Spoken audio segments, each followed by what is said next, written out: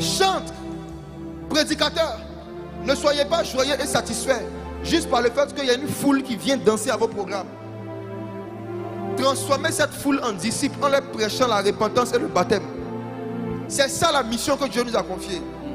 La musique, les dons spirituels, les miracles et toutes ces choses, ce sont des outils que nous étions censés utiliser pour faire des disciples, pour transformer les gens en païens non baptisés en des disciples baptisés. Amen. Lancez des appels à la conversion pendant vos concerts d'adoration. Ne lancez pas seulement des appels de fonds pour construire des temples. Lancez des appels au baptême. Il y a des gens qui n'attendent que ça, qui attendent juste qu'on leur montre le chemin, qu'on leur dise où ils doivent aller pour commencer une nouvelle vie avec le Christ.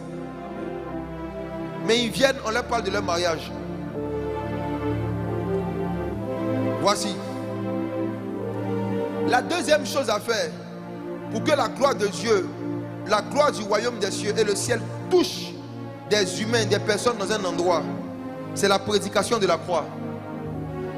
La prédication de la croix. Colossiens chapitre 2, versets 14 à 15.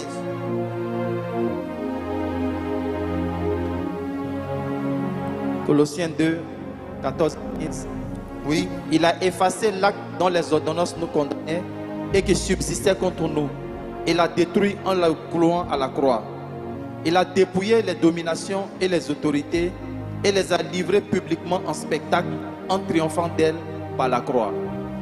Frères et sœurs, l'une des choses qui repousse le royaume des ténèbres dans la vie des gens, surtout dans une ville comme la vôtre, c'est la prédication de Jésus-Christ crucifié. La prédication de la puissance qui est dans le sang de Jésus. La prédication de l'œuvre qui s'est passée à Golgotha, le jour où le maître a été crucifié. L'apôtre Paul nous dit ici que c'est par la croix qu'il a cloué l'acte dont les ordonnances nous condamnaient. C'est un français un peu compliqué. Pour faire simple, avant que Jésus ne vienne, Dieu a donné à Moïse la loi, ce qu'on appelle la loi de Moïse. Et dans la loi de Moïse, il y a beaucoup de commandements, il y a plus de 600 commandements. Et la Bible dit que celui qui désobéit, qui pêche contre un seul commandement, est coupable de toute la loi. Donc c'était impossible pour vous et moi de plaire à Dieu. On était condamnés forcément à aller en enfer. Parce que peu importe la façon dont tu es bien, il y a forcément un jour où tu allais poser un acte qui allait te disqualifier. Donc Jésus vient sur la terre et par son sacrifice à la croix, Jésus accomplit toutes les 600 lois. Jésus les accomplit toutes. Et quand Jésus finit,